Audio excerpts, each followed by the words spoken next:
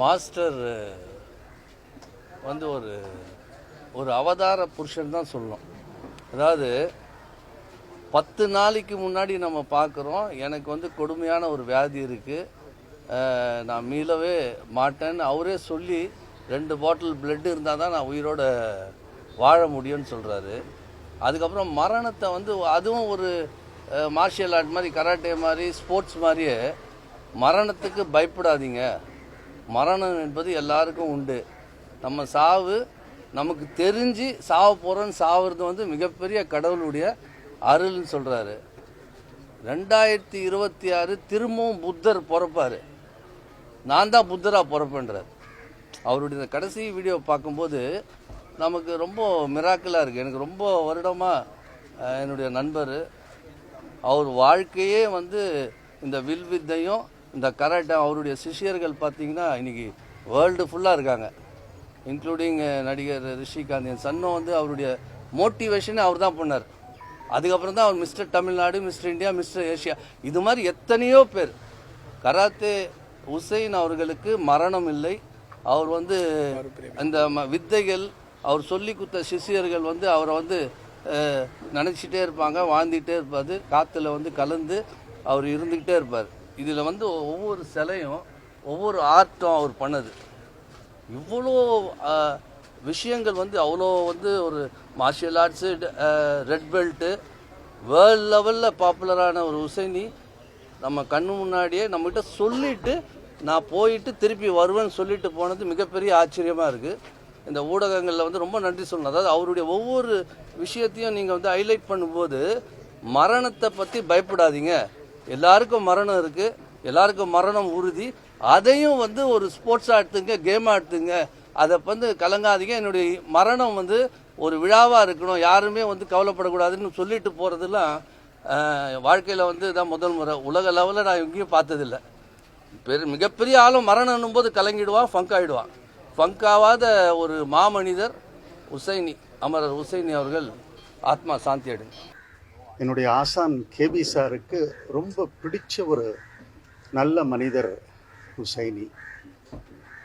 புன்னகை மன்னன் அந்த படத்தை என்னால் மறக்கவே முடியாது. இப்போ அவர் ஃபேஸை பார்க்கும்போது கூட எனக்கு வந்து அந்த புன்னகை மன்னனில் அவர் பண்ண சீன்ஸு கமல் சாரோட அதெல்லாமே என் மனசில் இருக்குது. அதில் என்ன ஒரு முக்கியம், ஏன் மனசில் இருக்குது அப்படின்ற ஒரு கேள்வி நம்மளுக்கு வரும். ஏன்னா எத்தனையோ படங்கள் நம்மளும் பண்ணியிருக்கோம், அவரும் பண்ணியிருக்கோம். அப்படிங்கிறப்போ அது மட்டும் எப்படிங்க உங்கள் மனசில் பெருசாக இருக்குது அப்படிங்கிறப்போ, அதில் வந்து கமல் சாருக்கு வந்து நான் இப்போ சொல்லலாம், ஏன்னா கமல் சாருக்கு தெரியும், அவருக்கு நான் தான் டூப் போட்டேன். உசைனி சார் வந்து அவருடைய வாய்ஸும் சரி, அவருடைய நடிப்பும் சரி, அவருடைய பெர்ஃபார்மன்ஸும் ரொம்ப வித்தியாசமாக இருக்கும். கேபி சாருக்கு ரொம்ப பிடிக்கும். மதுரை தமிழ் அவருக்கு வந்து ரொம்ப ஃப்ளூவெண்ட்டாக வரும். படம் முடித்த உடனே டப்பிங் போகும்போது கேபி சார் வந்து புன்னகை மன்னனில் ஹுசைனிக்கு வந்து வாய்ஸ் என்ன கொடுக்க சொன்னார். அவர் பார்த்த உடனே எனக்கு, ஏன்னா இது வந்து அவர் பப்ளிக்காக எல்லாத்தையும் சொன்னதுனால நான் வந்து சில விஷயங்கள் வந்து சினிமா ரகசியங்கள் சினிமாவோடு இருக்கணும், ஆனால் ஒருத்தர் மறைந்த பிறகு அதுவும் வெளியில் தெரியறது நல்லது அப்படின்னு நினச்சி தான் நான் அதை சொல்கிறேன். இப்போ கூட ஒரு வருஷத்துக்கு முன்னாடி நாங்கள் பெசன் இருக்கிற ஒரு ரெஸ்டாரண்ட்டில் மீட் பண்ணும்போது அவர் இதை எல்லாத்தையும் சொன்னார். புன்னகை மன்னனில் வந்து எனக்கு வந்து இவர் தான் வாய்ஸ் கொடுத்தாரு. ஏன்னா அது வந்து ஸ்ரீலங்கன் ஆக்சென்ட்டில் பேச வேண்டிய ஒரு தமிழ் அது. அப்போ வந்து கேபி சார் வந்து என்னை கூப்பிட்டு நீ கூட வாய்ஸ்னார்.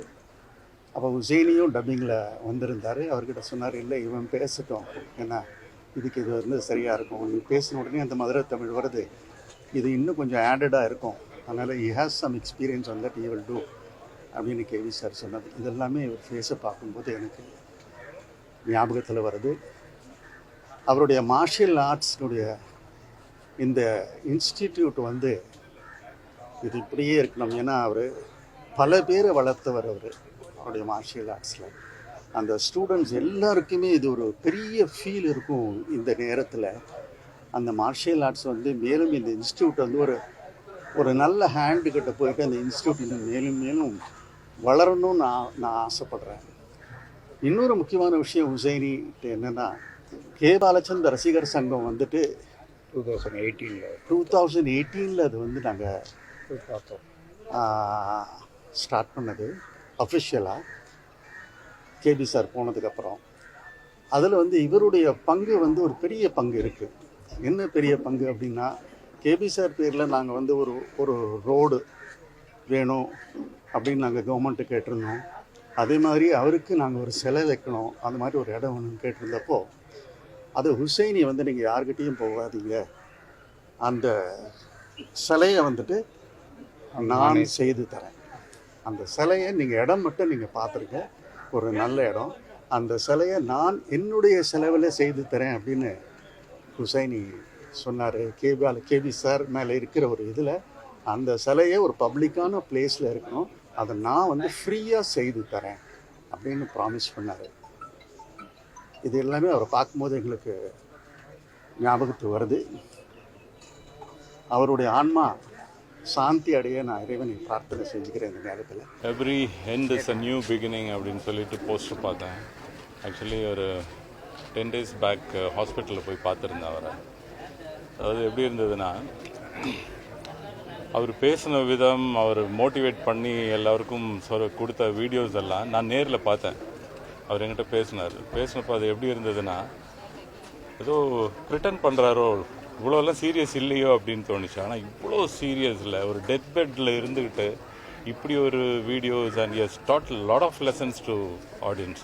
ஏன்னா இவ்வளோ பிரேவாக இவ்வளோ கட்ஸாக எனக்கு தெரிஞ்ச யாராலையுமே இருக்க முடியாது இந்த ஒரு கண்டிஷனில். I miss him a lot. We are very close actually. அது இப்போ ரீசெண்ட் டைம் ரொம்ப க்ளோஸாக இருந்தோம். So I really miss him.